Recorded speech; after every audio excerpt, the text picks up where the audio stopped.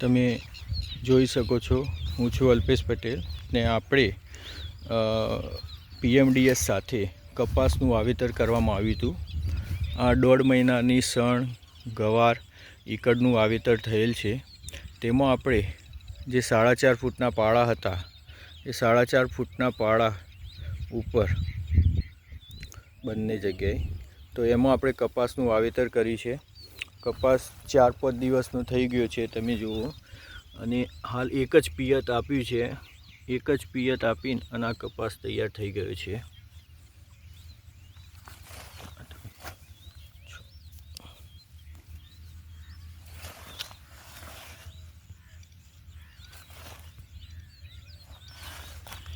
તમે જુઓ, હજી પણ જમીનમાં ભેજ જુઓ.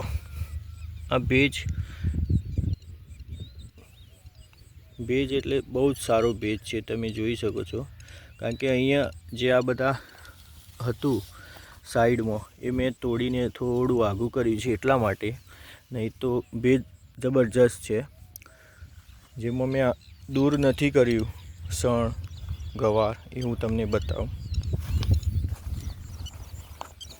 આ તમે જુઓ, એકદમ શરૂઆતમાં તૈયાર વ્યવસ્થિત રીતે છોડ તૈયાર થઈ રહ્યો છે. આ તમે જુઓ, એટલે અને ગરમીમાં લૂ પણ નહીં લાગે અને સારી રીતે એ ગ્રો કરીને અને તૈયાર થશે.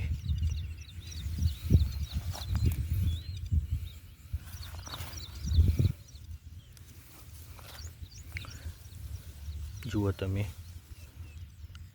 તો આ રીતે શરૂઆતમાં આ PMDS કર્યું છે, એ જ પાળા ઉપર આપણે કપાસનું વાવેતર કરી દીધું છે.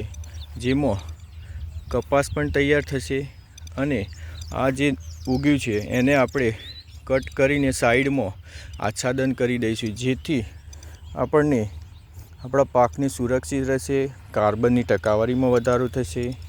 બધું જ એમાં મિક્સ ક્રોપિંગ બધું વાવેલું છે.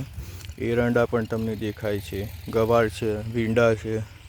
આવું અલગ અલગ કરીને અને PMDS કરવામાં આવેલું છે. તો આ રીતે પણ કપાસનું જો આયોજન કરવું હોય ખેડૂત ભાઈઓને, તો પહેલાં 1 મહિના પહેલાં આ વ્યવસ્થા કરવી બહુ જરૂરી છે. ત્યારે જ આપણે કપાસનું આયોજન અને PMDS સાથે આપણે કરી શકીએ છીએ. આની તૈયારી એપ્રિલ મહિનાના એન્ડથી આપણે શરૂઆત કરવી જોઈએ. તો જ આપણને જૂન મહિના એટલે મે મહિનાના એન્ડ સુધી આપણે કપાસ પણ વાવી શકીએ અને સારી રીતે આપણે આને વિકાસ પણ થઈ શકે.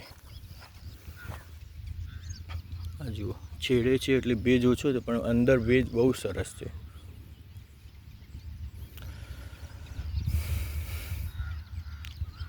તો આ જ રીતે આપણે ધરતી પરની જે લીલી ચાદર ખરી એ રીતે આપણે સારું એવું ઉત્પાદન લઈ શકીએ છીએ અને આવક પણ મેળવી શકીએ છીએ. અને અત્યારે કેમિકલના જે ખર્ચ ખરા એ ખર્ચ આપણને વધારે કરવા પડતા નથી હોતા.